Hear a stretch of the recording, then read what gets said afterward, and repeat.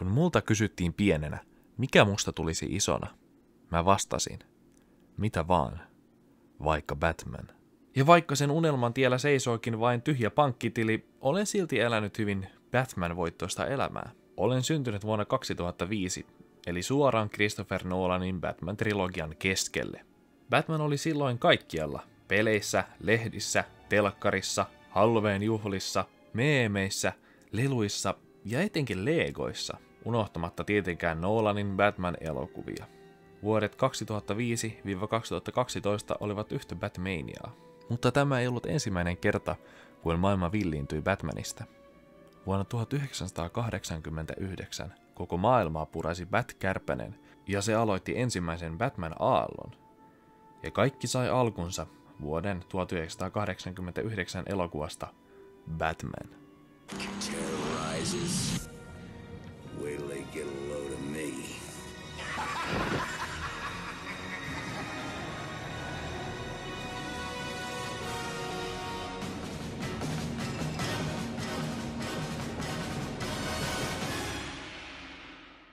Bruce Wayne elää kaksoiselämää. Toisessa hän on kartanossa hovimestarinsa Alfredin kanssa asustava miljonääri, ja toisessa Gotham Cityn rikollisuutta vastaan taisteleva Batman. Hän saa vastaansa traagisessa kemikaalionnettomuudessa syntyneen psykopaatin, Jokerin, joka haluaa nousta rikollisuuden huipulle. Pakkaa sekoittaa myös Jokerin romanttinen kiinnostus, Bruce Waynein tyttöystävä, Vicky Vale, sekä se, että Bruce tajuaa Jokerin liittyvän hänen vanhempiensa murhaan. 89 vuoden Batman on Tim Burtonin ohjaama elokuva, ja sen näkee ja kuulee. Burton tunnetaan goottimaisista maailmoistaan ja keskittymisestä outoihin hahmoihin tarinan sijaan. Hänen muihin töihinsä kuuluu esimerkiksi Saksikäsi Edward ja Beetlejuice. Burton tekee Gothamista oikeasti Gothamin, ja likaiset kadut, linnamaiset kerrostalot ja korkeat kellotornit kaikki näyttävät hieman viksahtaneelta. Myös Batcave ja Waynein kartano hengittävät goottiestetiikkaa. Burtonin kädenjälki näkyy myös upeasti Batmanin puvussa, Batmobilessa ja lepakkolentokoneessa. Ja by the way, kun mun sisäinen pikkulapsi katsoo tuota kohtausta, niin kuolemaan valuu suusta. Mutta täytyy myös myöntää, että Batman-fanin sydämelläni en voi päästää Burtonin virheitä sormien läpi, vaikka hän kovin yrittääkin hämätä minua kauneilla visuaaleillaan. Minulla on ainakin 2 ongelmaa tässä elokuvassa. Ensimmäisenä Batmanin hahmo ja se, että hän tappaa. Tim Burtonia ei selvästikään kiinnostanut hahmon syvemmät puolet, eikä häntä muutenkaan tunneta draaman tai hahmon syvyyden mestarina. Lisäksi 80-luvulla Batmanin lore oli vielä hyvin erilaista, ja herrastas me tarvittiin Frank Millerin The Killing Joke, ennen kuin studiopomat tajosivat, että Batmanin ei kuulu olla 60-luvun komediasarjan höpsösankari. Silti olen vahvasti sitä mieltä, että Batmanin ei kuulu tappaa, koska silloin hän ei eroa mitenkään vihollisistaan, kuten Jokerista. Silloin molemmat ovat vain hullusti pukeutuneita sekopäitä, jotka tappavat. Heissä ei ole mitään eroa, joten Batman ei tämän takia saa tappaa. Toinen ongelma.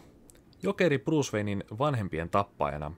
Tämä toimii paineiden nostattajana ja varmasti auttaa niitä katsojia, jotka eivät ole ennalta tuttuja Batmanin kanssa. Mutta nykyään tämä ajatus, että Jokeri olisi tappanut Bruce Waynein vanhemmat, tuntuu oudolta. Minusta on paljon kiinnostavampaa, jos Brucelle jää vihaa kaikkia rikollisuutta kohtaan eikä vain yhtä henkilöä. Tämän lisäksi en myöskään tykkää siitä, että Jokerin taustatarina kerrotaan, mutta sekin sopii tähän elokuvaan ja onhan tuotakin käytetty Killing Jokeissa. Nämä 2 ongelmaa kumpuavat siitä, että elokuvan tekoajankohtana Batmanin säännöt eivät ole vielä selkiytyneet ja ohjaajalla oli oma vahva visio. Mutta mä olen valmis antamaan nämä virheet anteeksi, koska jumalauta, Jack Nicholsonin Jokeri! En voi uskoa, että Jack Nicholson suostui tekemään tämän leffan. Se vaati miljoonien dollarien palkkiot ja leludiilit, mutta se kaikki kannatti. Eihän tämän ukon edes tarvitse näytellä. Hän on valmiiksi Jokeri. Ja uskallanpa jopa sanoa, että Nicholsonin ja Heath Ledgerin Jokerin välillä ei ole hirveästi eroa.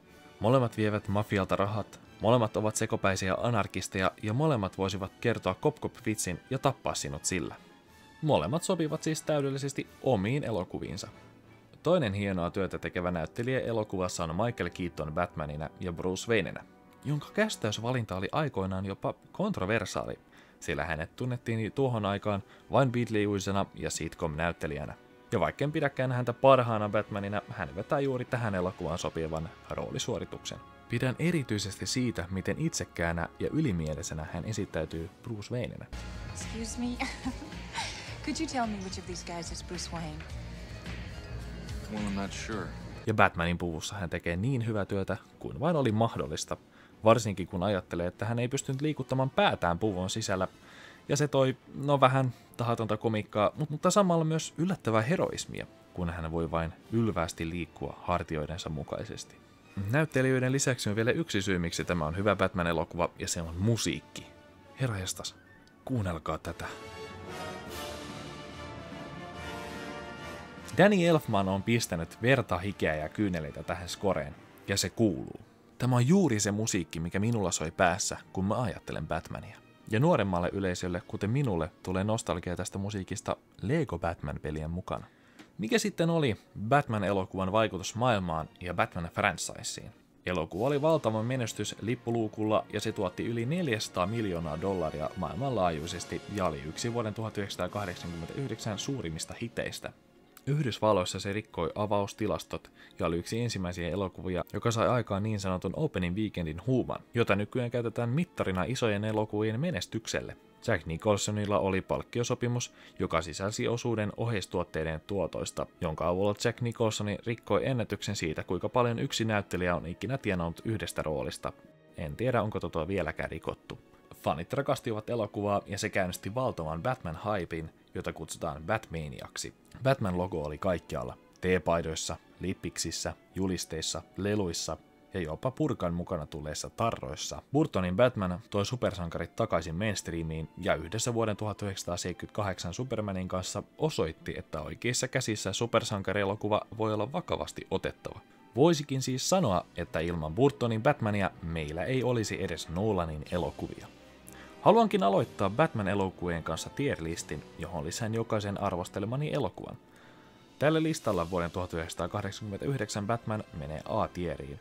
Se ei ole S-tier johtuen aiemmin mainitsemistani ongelmista, kuten siitä, että Batman tappaa ja että Jokeri tappaa hänen vanhempansa, mutta tunnelman ja visuaalisen tyylin puolesta se on ehtaa aitoa Batmania. Kiitos kun katsoit ja nähdään seuraavassa videossa ja toivottavasti se olisi sitten se Guat-A-video. Kiitos.